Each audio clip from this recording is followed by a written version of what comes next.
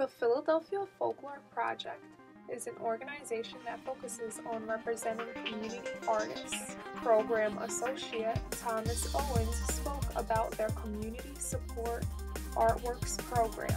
We're working with 9 artists, all who live in the Philadelphia area and working in different cultural traditions. Award-winning quilter Christina Johnson will display quilted picture frames. Maysalun Diaz will display a hand-embroidered Palestinian bookmark with traditional stitchings known as tatris. Matthew Smith will be making cowbells made from steel.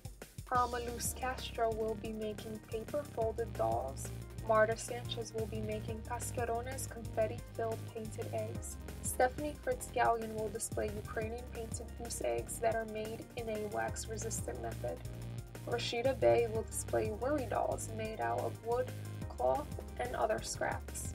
Peng Sheng will display Miha, which is a Hmong baby carrier. And Eric Jocelyn will display signs that he made. This December, 50 people will be able to buy a basket that will contain one item from each of the artist's work. PFP believes that it will be a successful event.